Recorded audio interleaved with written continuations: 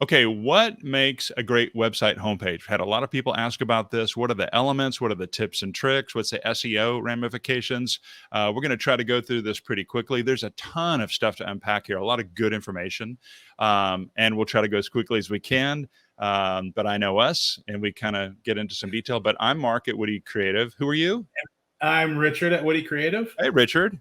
Okay, Hey, Mark. let's see how fast we can do this. So first, some background work, and let me share my screen here.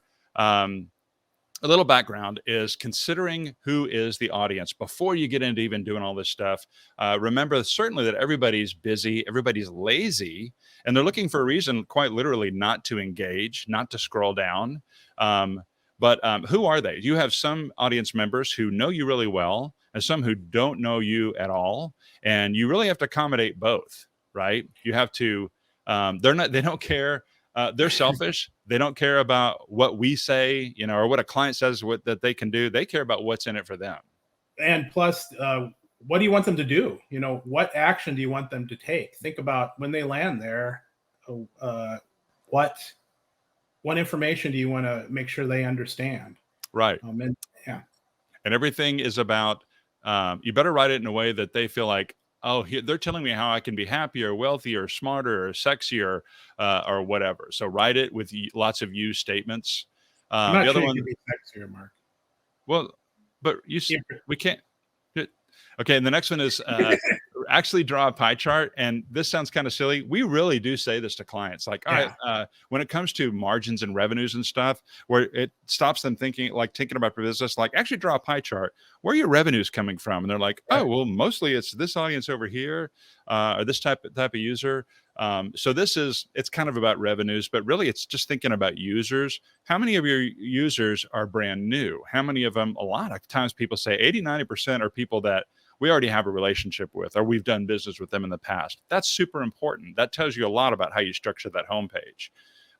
So how many of them are advanced users? How many of them are novice users? How do you accommodate each user type without over-explaining to the people who already know your stuff, or completely under-explaining and losing the new people? You have to have chunks of information that each one of them can absorb. And if you're a business, what's the value of those users? Some customers are better than other customers. And, for example, we've talked to a client who's a dental clinic who says that, the thing that gets people in the door is the teeth cleaning. But if they clean their teeth and then never come back, right, they're really kind of a low value client. So you wouldn't want to make something like that prominent on your website. You want to make things that are going to make you money prominent on your website, because you want those kind of clients. Right. Okay.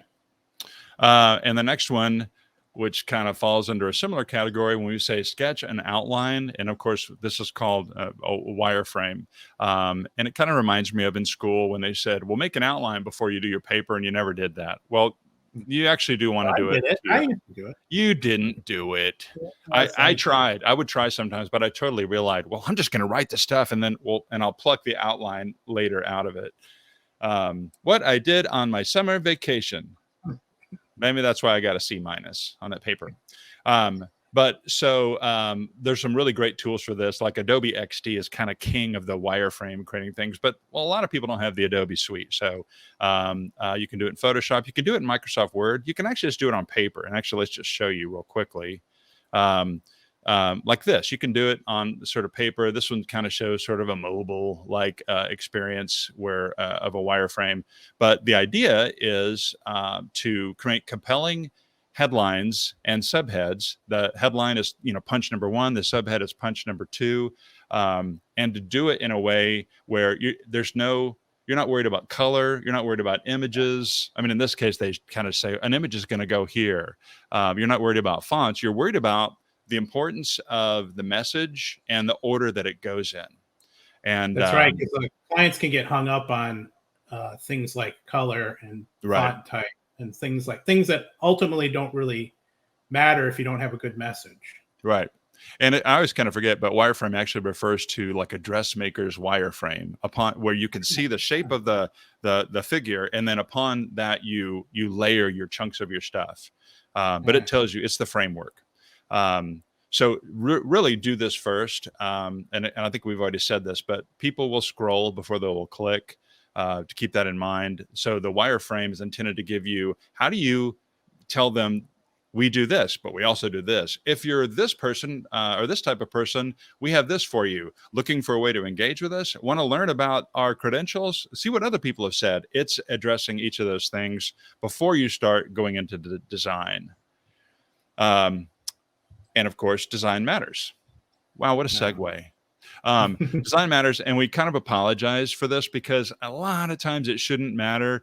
If you're a lawyer, if you're a dentist, why does design matter? Well, unfortunately, it does. Design, of course, matters if you're a photographer, some kind of artist, or if you're a architect, where they're really judging you based on your creativity and your elegance and your design skills.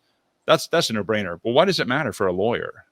You know? But, well, I think because it's just if it looks like it's a cheap design, if it's then that translates in people's heads that well, maybe this is a cheap lawyer, maybe this is one that cuts corners, maybe this guy doesn't really know what he's doing. So you want to look professional, and you want to match your brand. That's another thing that is important. If your brand, you want everything, not just like colors and fonts and like that stuff, but just the feel that someone gets when they land on the page. Does it match the feel of your company? You know? Right. What an accidentally good segue into where have I landed? Like, we're accidentally making really good segues. But so this is the question that where have I landed? That's what that user is saying when they arrive there. And so this is our pitch to create a really smart hero section at the top of the page, called sort of above the fold, the old newspaper language, above the fold, meaning the top half. And they need to know where they've landed. So if they're immediately going there and they don't know if you're a plumber or a dog walker or a dentist, that's a mistake, right? So the image, by the way, in that background, before they read anything, should immediately communicate that, one. But then very quickly also that initial headline that says, here it is. I have to be careful. It's not, here it is what we do. It really, yes, but it's really with keeping in mind, they don't care what you do. They care what you're going to do for them. They care how you're going to make things better for them. The headline, the tag, the subheader, the tagline is the second punch that says more about why you are good and why your goodness is going to mean good things for them. And we can't stress that enough, that speak in the language that they care about. How are you going to make their life easier? The bullets too. If bullets are appropriate in this section, and they probably are, they are telling them how, speak to their emotion, but they're going to tell them how you're going to make them better, happier, sexier. And you probably want to try and use the language, especially if you're trying to get found in search, you want to use the language that your audience is using. A lot of times business owners they may get really jargony. Mm-hmm. They may not understand that their customer is actually looking for them in a different way or using different terminology. And you want the website to reflect that, because it ultimately does help in search engine optimization, because that's what Google is using to figure out what your company does, whatever is written on that page. And if it doesn't match the way people are looking for your product or service, then there's a mismatch there, and you're going uphill against trying to get showing up in the results. I feel like we've had that conversation a lot with clients where they keep talking about their thing, and we're saying, I don't think that's how people are saying it. We do the research, and sure enough, they're not. And even if your way of saying it is the correct way, well, guess what? You better start speaking their language, because that's how they're going to know you. Right.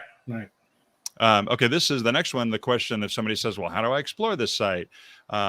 You would have thought, this might have been kind of first, but it's intentionally not, because that hero section is that bang, they've landed here, and we have to make sure and capture them and not lose them and say, yes, you're in the right place. But really quickly, it's ensuring that there's a clear navigation. And one of the first things we will say is, well, let's don't have more than 6 or 7 links, because that just gets a little crazy.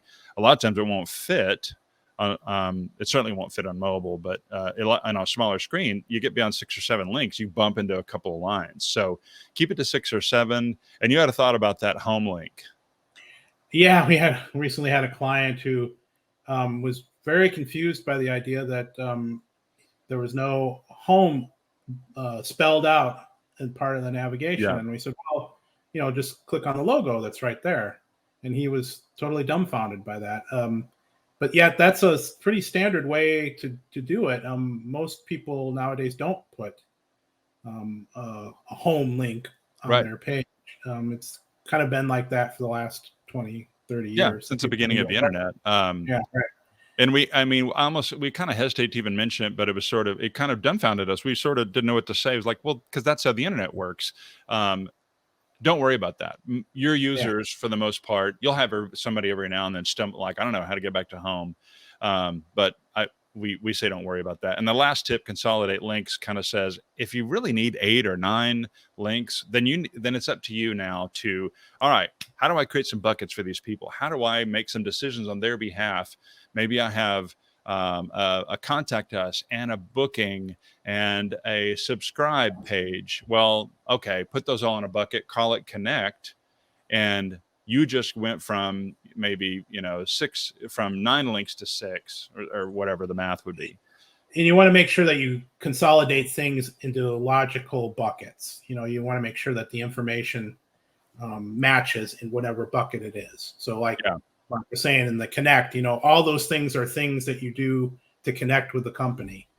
You wouldn't throw in, some odd page, in there that had nothing to do with communicating with the company.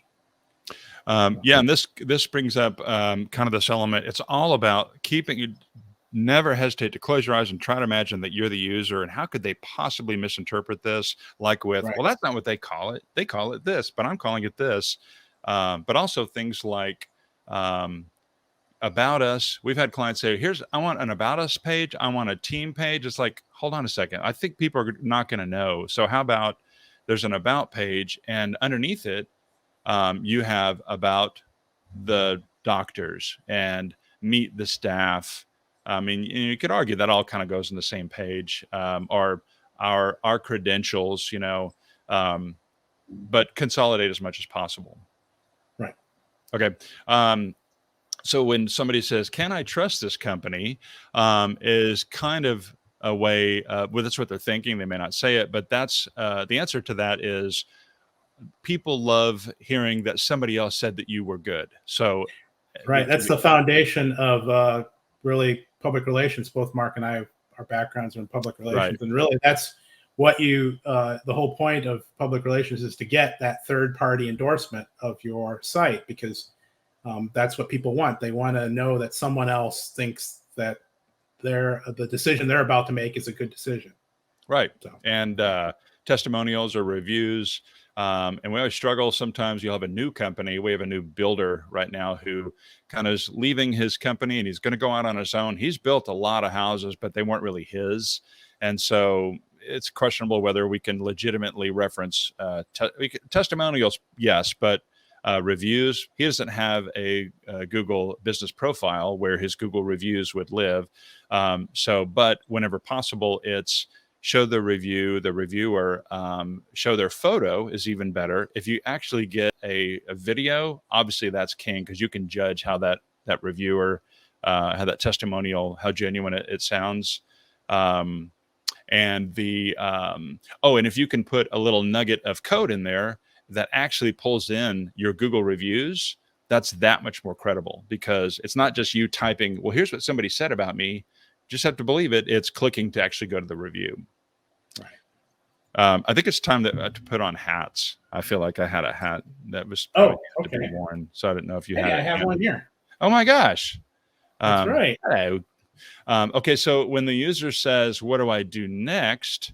That is about calls to action and them making sure you're offering. Some people are ready to go, right? They're ready to buy. They came here. This is about addressing the novice user versus the advanced user, the eager, ready to have my credit card out and make a purchase user versus the I don't know yet. And so primary call to action really clear multiple times on the page. But of course, it's also, let's don't go crazy. I mean, don't make it irritating, Right. And you want to have some way also to sort of passively engage them. A lot of people aren't comfortable, picking up the phone and calling somebody right out. Yeah, but you might want I to. won't.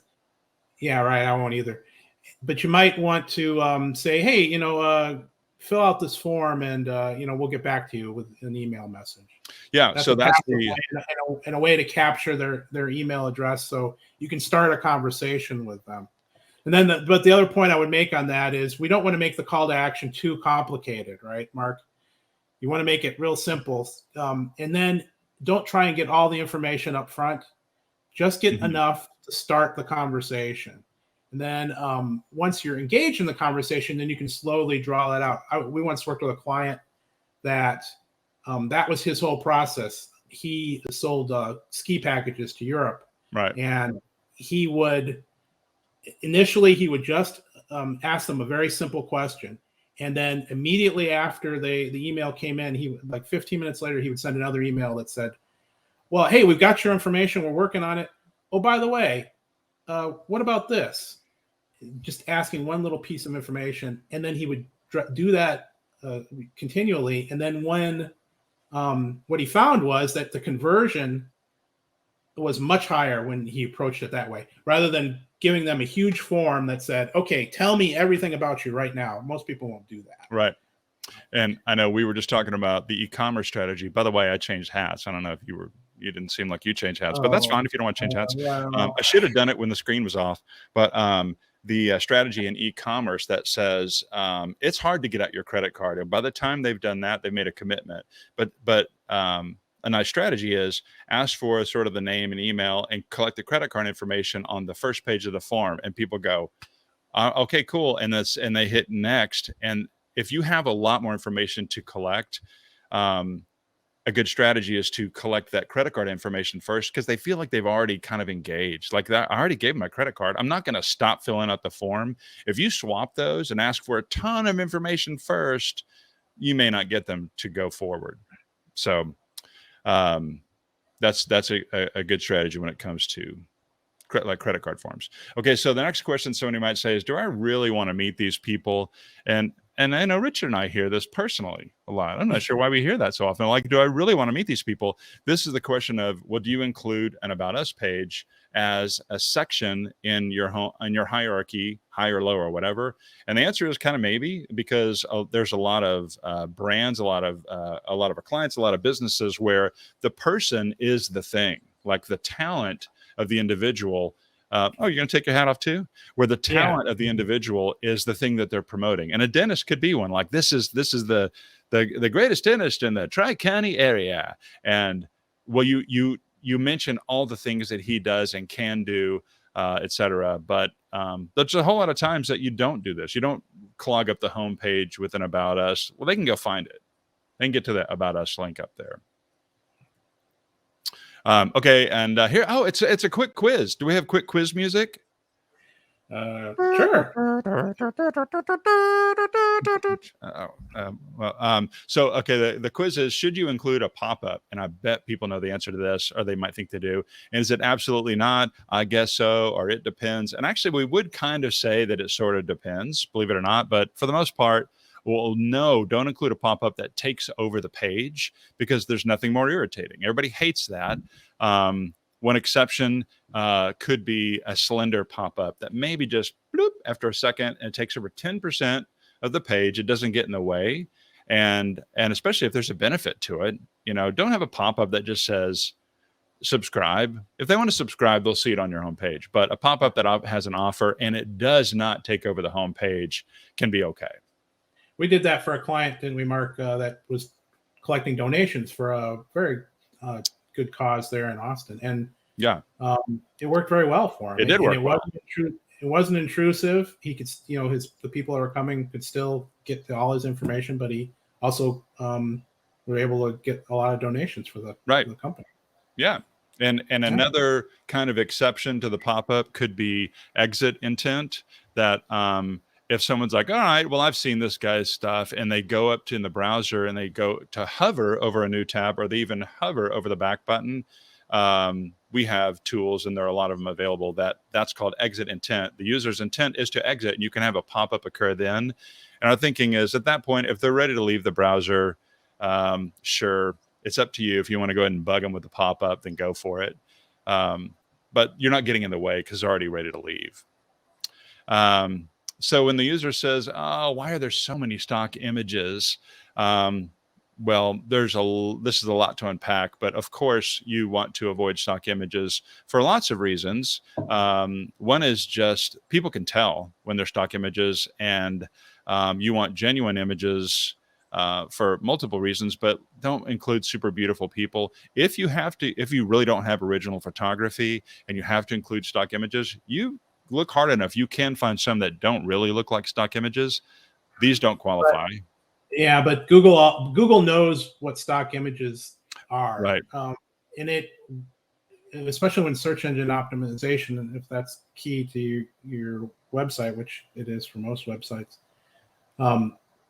Google's artificial intelligence is smart enough now to figure out what's in a photo and assign a keyword to it, or a set of keywords to it. And it's also smart enough to know where that photo exists in other places on the internet. I think I recently heard a statistic that Google's artificial intelligence algorithm for photos has learned on about 1 trillion images. It sounds crazy, but we're going to show all those images here in a minute. Yeah, and we're going to go through each one right now. So if you're using stock photos, especially from free sites, they know it's a stock photo, right? And another interesting thing is, and this is actually kind of new in search engine optimization, is the industry is finally realizing that Google has got technology now, and they're making it available to use. We have it. Yeah, we have it. That will actually let us know what Google thinks of a particular photo, what they think it is. And it's an interesting experiment that we read about. One case where it was 2 pictures of the same dentist, just taken from different angles, working on a patient. And the Google algorithm in one photo labeled it as a dentist, and the Google algorithm in the other photo labeled it as a guy in a mask. And to a human, they looked pretty much the same. Right. So a human would know that it's a dentist in both cases, but Google doesn't know it, and Google uses that information as part of the overall information it collects on a website to decide what it is. So you want to be sure that you're using images that Google sees as the thing that you intend the user to see. Right. And right. I mean, kind of the unfortunate takeaway is like our clients would have to go through us. Like, we have that software. The average user wouldn't know how to do it, but that we can warn them, oh, make sure you come up with an image. It's like, well, you have to run it through this machine, and it spits out and says, oh, Google thinks this one is a cup of tea, but it thinks this one is a cup of coffee, and they're both tea. Right. So it's a little tricky. The Google's very smart, but it's not smart enough. Right. And there's another interesting thing too, that sometimes clients come to us and they want to use they don't realize that there's such thing as copyright infringement. And some of them are lawyers recently who were like, why don't we just use a photo we found on the, it's like, well, you can't do that. And then, a lot of people don't. and of course we have access to all sorts of photo resources, and to solve this particular problem would cost $8 to license a photo we could use, and they don't want to do it. But what's sort of dangerous about that is you really have to be careful about just pulling images off the web and using them, because the copyright infringement, if someone decided to sue you for it, is pretty expensive.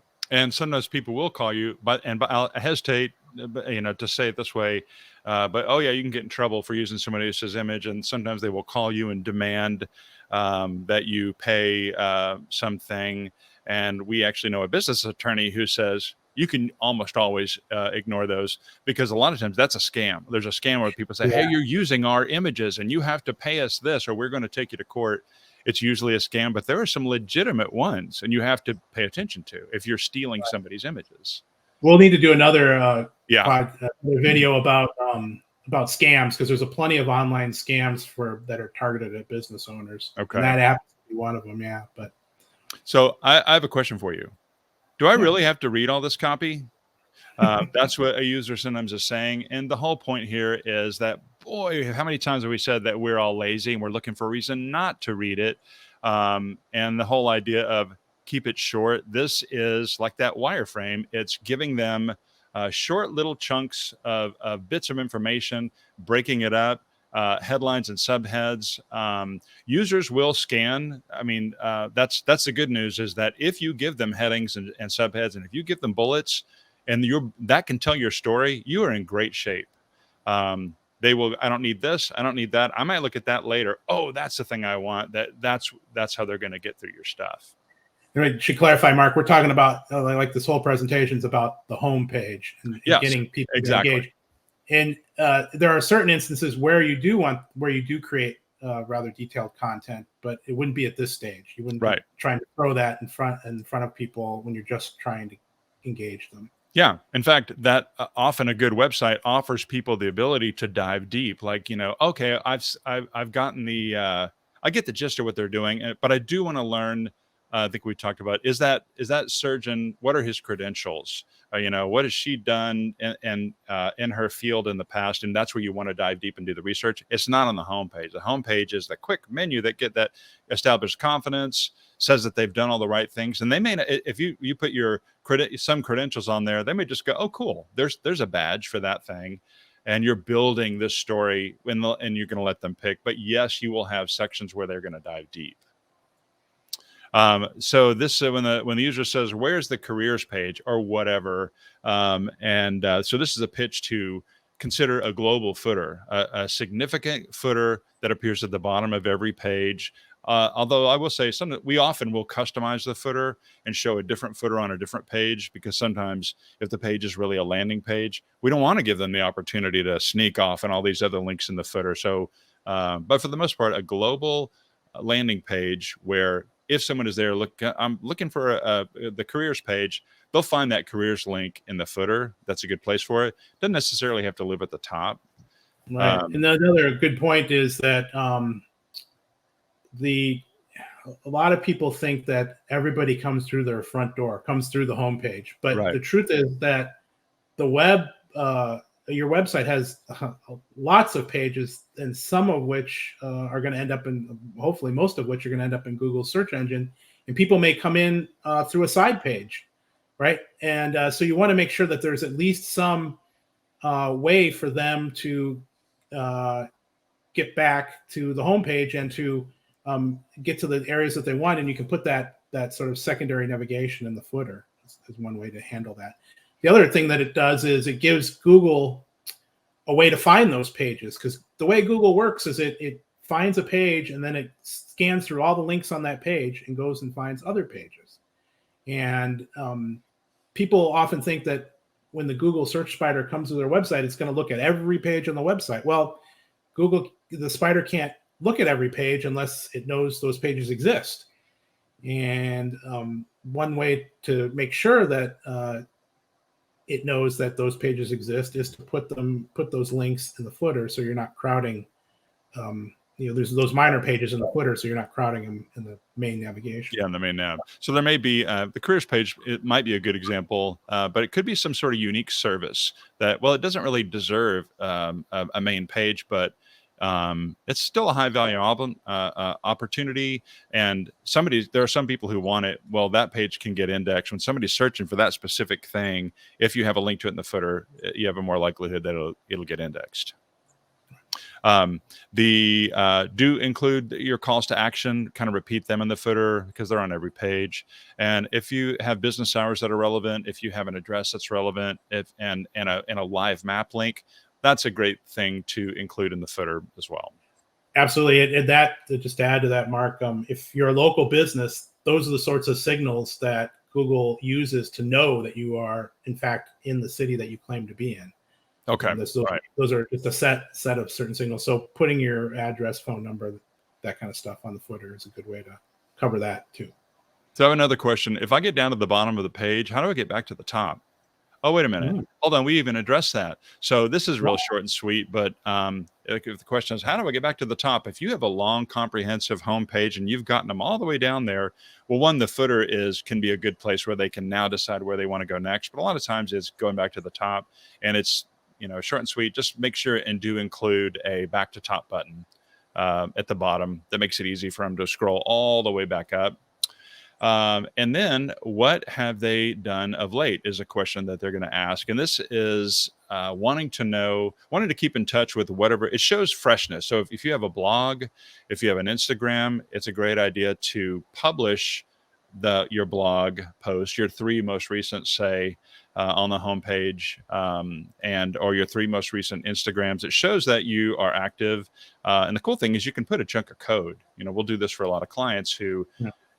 And by the way, if they don't have a real active blog, but they've done 10 of them and we show the most 3 recent ones, well, we take the dates off them. So they're still relevant, as they were last year, but it shows the 3 most recent in a chunk of code that will publish. If they publish a new one, it forces out the third, last one.